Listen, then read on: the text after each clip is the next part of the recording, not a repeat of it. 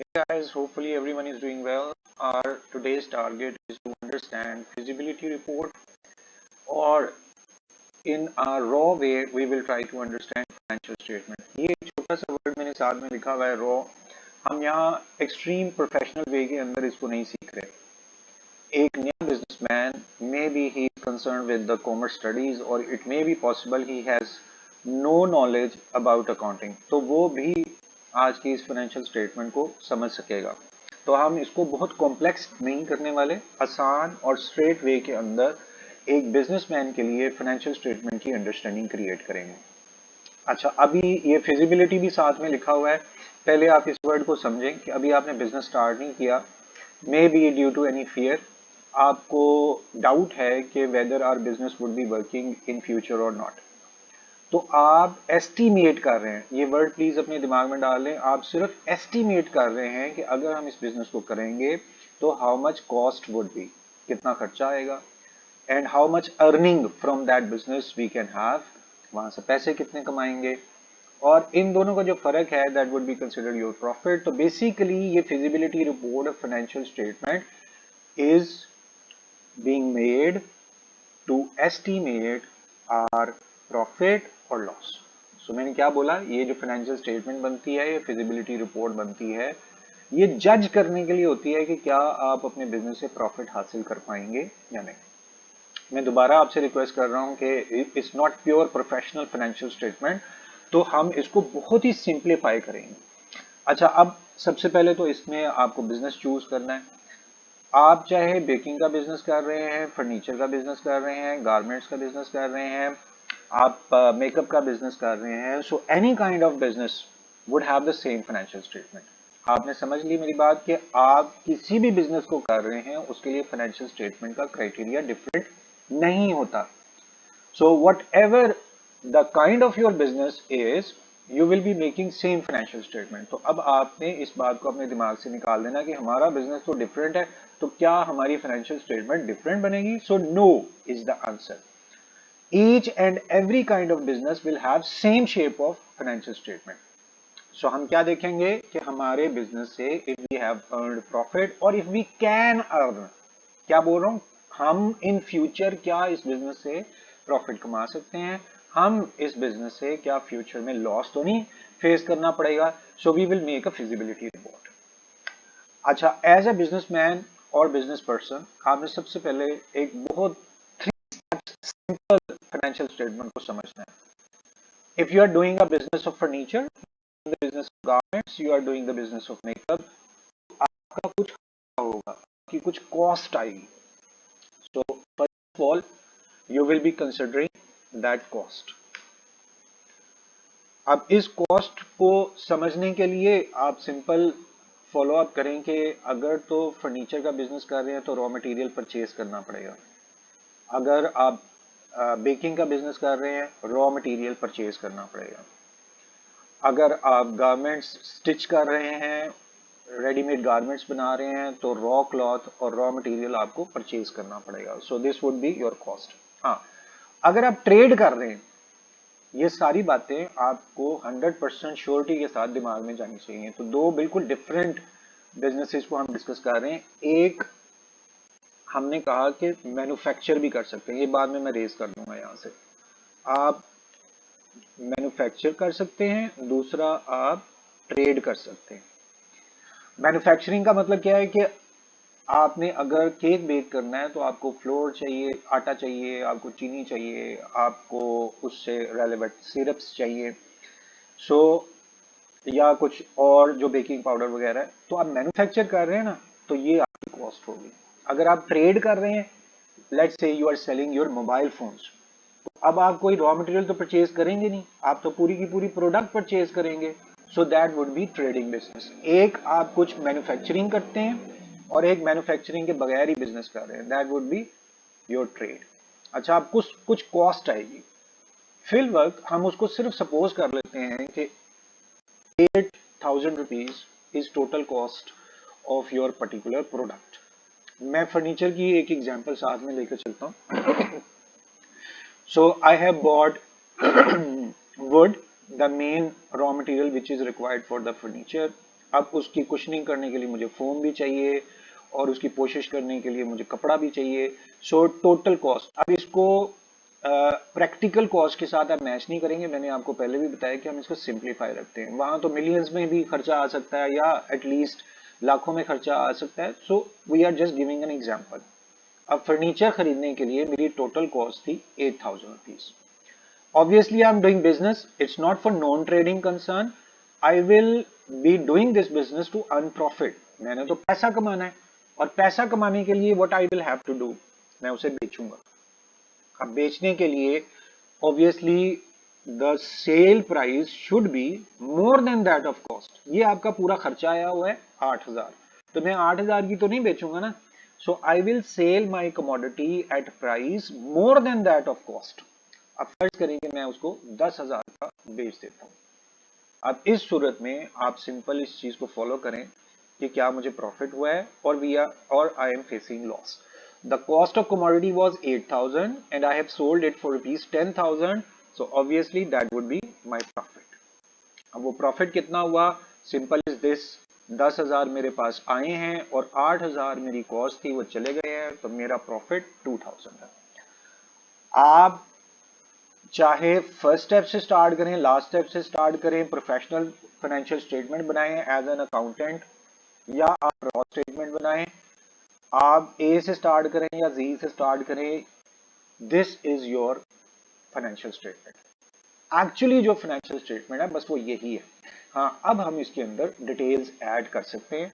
So in case जब आप details add करेंगे तो वो रिलेटिवली स्मार्टर फाइनेंशियल स्टेटमेंट बनेगी, क्योंकि सिर्फ कॉस्ट का प्रॉब्लम नहीं है, बहुत सारी चीजें और ऐड करनी है। और राइट, मैं आपको एक व्यू दिखाता हूं, यहां पर हम क्या करने लगे हैं। Look, this is your financial statement. यहां पर हमने तीन चीजों की बात की है। First we have talked about sale, यानी कि आपकी इनकम कितनी हुई है, आमदनी कितनी हुई है। Then we have talked about our expenses, cost, आपका खर्चा कितना हुआ है। द डिफरेंस बिटवीन, आप प्लीज ये लाइन याद कर लीजिएगा, difference between cost and sale is your profit और लॉस। जो कॉस्ट का और सेल का फर्क होता है that would be considered your profit.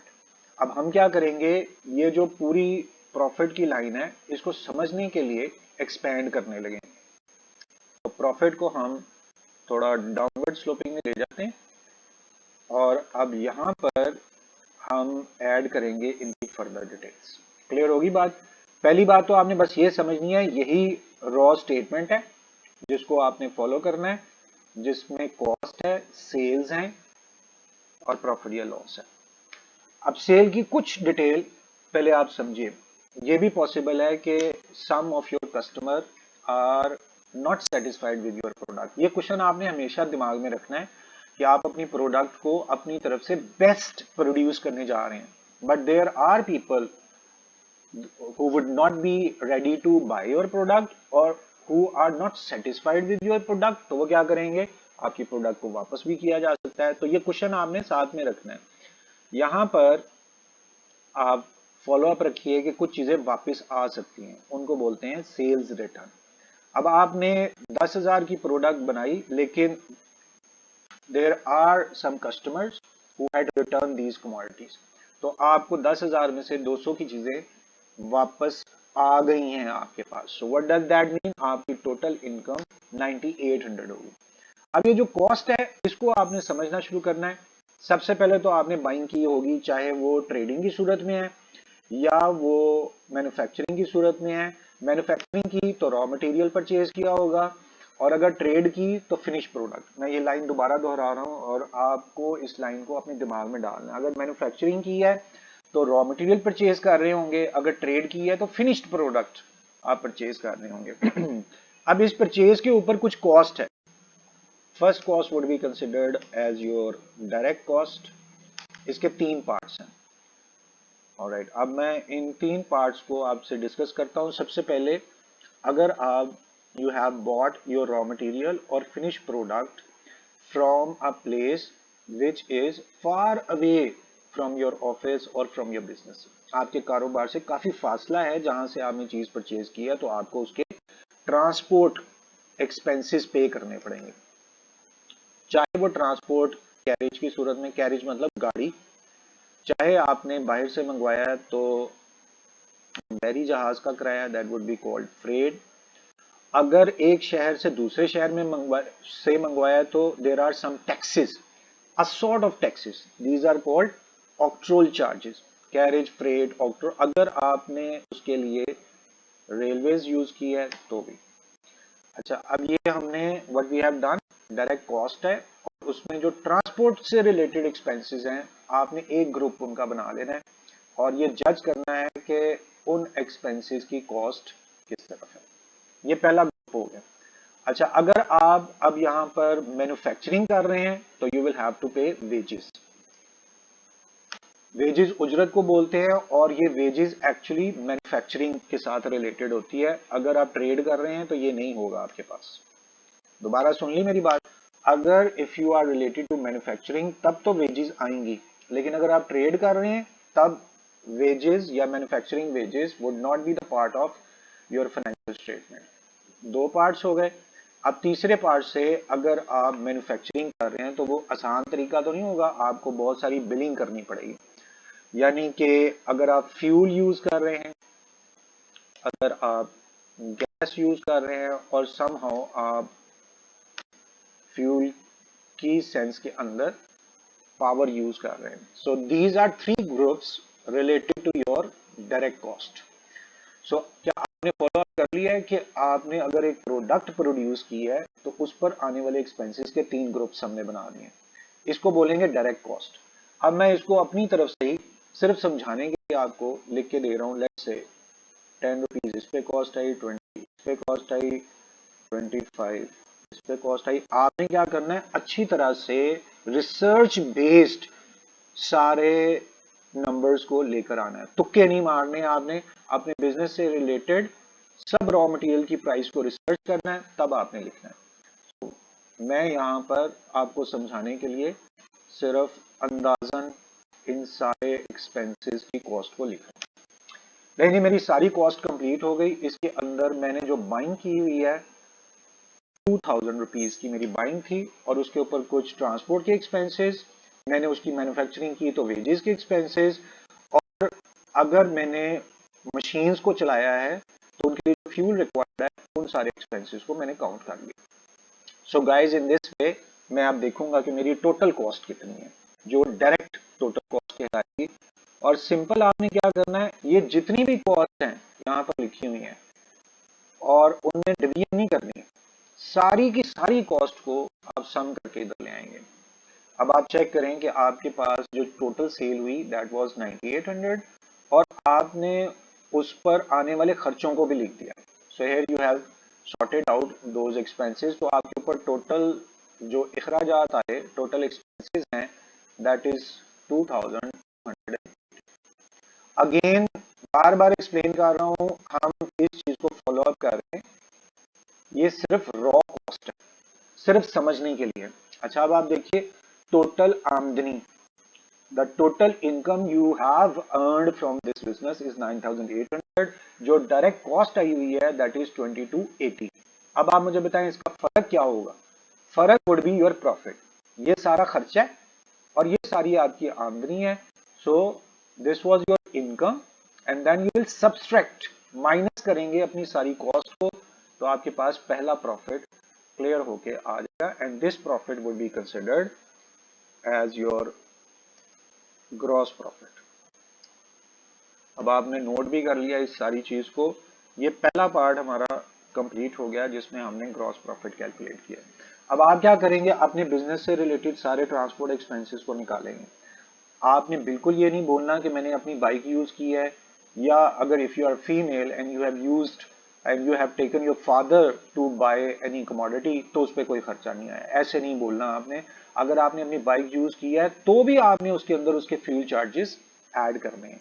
अगर आपने उसको डिलीवर करवाया है तो डिलीवरी चार्जेस को, ट्रांसपोर्ट चार्जेस को आप यहाँ पे ऐड करेंगे। अगर आप मैन्युफैक्चरिंग कर रहे हैं तो चाहे खुद भी मैन्युफैक्चर कर रहे हैं, अगर आप बेक कर रहे हैं, खुद बेकिंग कर रहे हैं, तो लेकिन आपने अपनी कॉस्ट को, अपनी वेजेस को, जो आपको लेट्स से अगर आप इस बेकिंग को किसी और से प्रोड्यूस करवाते तो वो आपसे पैसे चार्ज करते, तो वो कितने चार्ज करते वो आपने ऐड करना है। आपने बिल्कुल ये नहीं कहना कि ये मेरी अपनी प्रोडक्ट है और मैंने खुद ही बाइंग की है जाके, तब भी आपने इन एक्सपेंसेस को ऐड करना।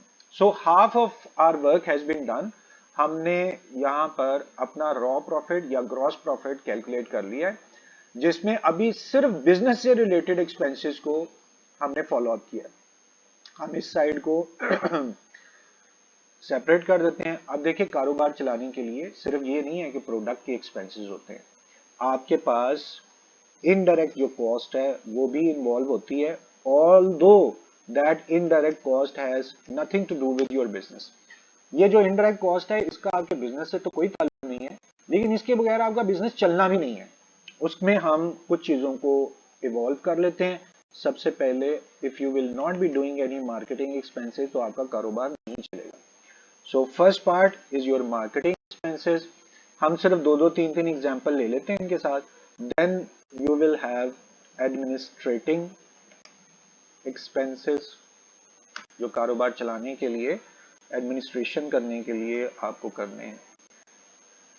ओके, और कुछ in a case office expenses को भी हम साथ शामिल कर लेते हैं। तो these are three basic categories. अब मार्केटिंग आपने करनी है तो आप क्या करेंगे, एडवर्टाइज करना पड़ेगा उसको, प्रमोशन चार्जेस आपको देने पड़ेंगे, ब्रांडिंग करवानी पड़ेगी।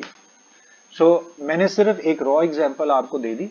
अब इसको मैंने पहले ही समझाया था आपको कि बहुत प्रोफेशनल वे के अंदर हम ये नहीं बना रहे, हम इनको सिंपल और स्ट्रेट वे के अंदर बना रहे। इवन कि अगर आपने केक बनाना है और आप एफबी पे पोस्ट कर रहे हैं, आप कह रहे हैं कि मेरा तो एफबी पे कोई कॉस्ट नहीं आई, मैंने तो सिर्फ एक ग्रुप बनाया था और उस ग्रुप में पोस्ट की, या मैंने I have joined several other groups related to baking, तो मैंने वहां जाकर सिर्फ पोस्ट की है। आप जब फेसबुक यूज कर रहे हैं तो वो इंटरनेट के थ्रू यूज कर रहे हैं और इंटरनेट के चार्जेस हैं, तो that would be considered your advertisement expenses. अगर आप उसकी ब्रांडिंग करा रहे हैं, दैट मीन्स आपने एक नाम बनाया है, लोगो बनाया है, उस पर हार्डवर्क किया है, सुबह से लेकर शाम तक आपने खुद ही डिजाइन किया है। मैं पूरा ओपनली आपसे डिस्कस कर रहा हूं कि अगर आपने उसकी ब्रांडिंग खुद भी की है तो आप तो कहेंगे मैंने कोई फीस नहीं दी। तो ऐसा नहीं बोलना, अगर आपने खुद भी टाइम दिया है तो you will have to put that cost. अच्छा, आप एडमिनिस्ट्रेट करते हैं अपने बिजनेस को। फर्ज करें कि आपने अपने प्रोडक्ट को अपने ही घर में किसी एक जगह पे स्टोर किया है, या आपने गोडाउन लिया हुआ है, तो आपको उसका रेंट पे करना पड़ेगा।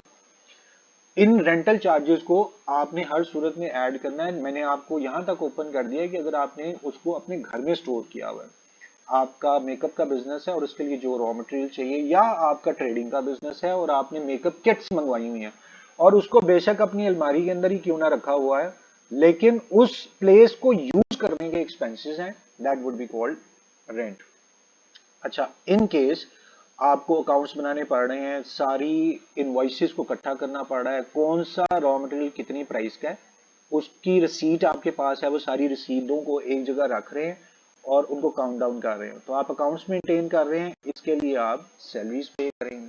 अब ऑफिस के एक्सपेंसेस के लिए आपको स्टेशनरी चाहिए।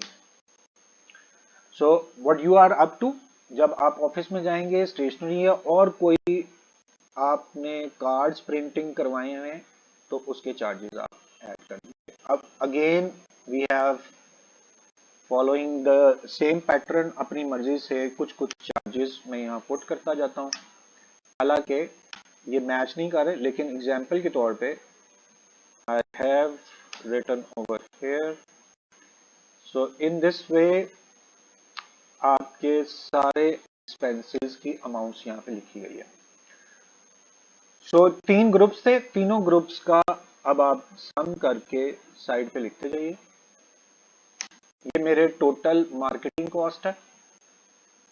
यहाँ नेक्स्ट स्टेप के अंदर टोटल एडमिनिस्ट्रेटिव कॉस्ट आ जाएगी। आपने इसको ऑन रियल ग्राउंड्स लिखना है। मैंने आपको बार बार बोल रहा हूं कि आप रिसर्च वर्क स्टार्ट करेंगे, कहां से आप बाय कर रहे हैं और इसकी अमाउंट कितनी है, उन सब चीजों को फॉलो अप करें। अच्छा जी, अब आपका प्रॉफिट जो सिर्फ बिजनेस से था दैट वाज अबाउट 7000, लेकिन आपकी जो कॉस्ट इनडायरेक्टली आई है आपने उसको भी फॉलो अप कर लिया है। And now you will take the grand total of all indirect cost, जो कि 3 इनडायरेक्ट कॉस्ट आपने टेक ओवर की थी। अब आपका टोटल एक्सपेंस है 220। So here you are now ready to calculate your profit. अब वक्त आ गया है कि आप पूरे बिजनेस की फिजिबिलिटी रिपोर्ट से चेक करेंगे कि आपको प्रॉफिट हुआ है या लॉस। उसमें क्या करना है? The profit which you have already earned from your business is 7,000 and indirect cost total is 220। तो आप क्या करेंगे? प्रॉफिट पिक करेंगे, उसमें से माइनस करेंगे इस इनडायरेक्ट कॉस्ट को, so you will get your grand profit और it is called net profit. तो दो प्रॉफिट हमने कैलकुलेट किए, एक ग्रॉस प्रॉफिट है and second one is your net profit. Basically जो आप अपने पूरे कारोबार से प्रॉफिट कमा रहे हैं that is your net profit. एक दफा मैं आपको अब आखिरी स्टेप में इसकी शक्ल दिखा दूं कि आपको करना क्या है। लुक एट हियर, आपके पूरे बिजनेस से जो आमदनी हुई थी दैट वाज 9,800। फिर आपने डायरेक्ट कॉस्ट की एक कैटेगरी क्रिएट की और आपको मैंने 1 to 1 ये सारे के सारे एक्सपेंसेस आपसे रिलेटेड हैं, चाहे आप मैन्युफैक्चरिंग से रिलेटेड हैं, चाहे आप ट्रेड से रिलेट कर रहे हैं, so you will have to put all these expenses. यहाँ पर मैंने कुछ चीजों को आपसे शेयर कर दिया था कि अगर फ्यूल चार्जेस हैं तो that would not be related to your trade, it would be related with your manufacturing. Simple is this, अगर आप बेकिंग कर रहे हैं तो आपके फ्यूल चार्जेस आएंगे, मोबाइल बेच रहे हैं तो फ्यूल चार्जेस नहीं आएंगे, मेकअप बेच रहे हैं तो फ्यूल चार्जेस नहीं आएंगे। हाँ, लेट्स से आप सीरम प्रोड्यूस कर रहे हैं रिलेटेड टू मेकअप, लेकिन आप मैन्युफैक्चरिंग कर रहे हैं, खुद बना रहे हैं, तो then you will add fuel, gas and coal tar। ये जो तीन एक्सपेंसेस हैं ये प्योर मैन्युफैक्चरिंग से रिलेटेड है। जो ट्रांसपोर्ट है वो मैन्युफैक्चर और ट्रेड दोनों से है। ये जो वेजेस, फ्यूल, गैस और कोल तार है प्योर मैन्युफैक्चरिंग एक्सपेंसेस हैं। So total manufacturing expenses you have got is 2,280 in an example. तो आपको मुनाफा हुआ है 7,520 रुपए का and then you have considered all your indirect expenses, उनका टोटल 220 था और finally you have got a profit of 7,300। नहीं जी, this was your financial statement. अब मैं आपसे जो रिक्वेस्ट करने जा रहा हूं उसको आपने क्लोजली समझना है। मैंने आपको सिर्फ ये रॉ एग्जांपल दी है और मैंने लिख के भी दिया है कि it's not on real ground. So what you will have to do, आपको दुकान पे जाना पड़ रहा है तो आप दुकान पे जाइए, मार्केट जाना पड़ रहा है मार्केट में जाइए और अपनी प्रोडक्ट से रिलेटेड रियल ग्राउंड्स के ऊपर जो कॉस्ट आ रही है वो आपने प्रोड्यूस करनी है। यहां पर जितना एक्सपेक्टेड आप प्राइस पुट कर रहे हैं उसको पुट करना है। उसको भी मैं लिखने का तरीका आपको बता दूंगा। आप क्या करेंगे, फर्ज करेंगे आपने 10 केक्स बेक करने हैं, 10 मोबाइल खरीदने हैं या 10 मेकअप किट्स आपने परचेज करनी है और फर्ज करें कि the price of 1 kit is 100। आपके दिमाग में है कि 100 रुपए की एक चीज है और 10 चीजें आप बेच सकेंगे इन अ पर्टिकुलर पीरियड। तो टोटल कॉस्ट आपकी लेट्स से यहां पर 1000 की एक कॉस्ट है और 10 प्रोडक्ट आप बेच रहे हैं तो टोटल आपके पास 10,000 इनकम है। 1000 की एक चीज बेच रहे हैं, 10 प्रोडक्ट्स आपने बाय करके सेल करनी है तो टोटल इनकम आपके पास 10,000। सो आप लोग 100% रिसर्च बेस्ड रियल ग्राउंड्स की नंबर्स को यहां पुट करेंगे और तब आपके पास expected profit for your next adventure would be calculated. I am very sure that you people have understood what is your target और मुझे उम्मीद है कि जब हमारी दोबारा मुलाकात होगी तो आप सबकी फाइनेंशियल स्टेटमेंट्स रेडी होंगी as a startup business person. और अगर if there is any confusion, I am sure you have understood, लेकिन अगर फिर भी कोई मसला है तो आप मुझे कमेंट करके, मैसेज करके, और you can directly meet to share your problem. I will try humbly be my best to answer your question quickly. So thank you very much for your time. It's time to say goodbye. अल्लाह हाफिज।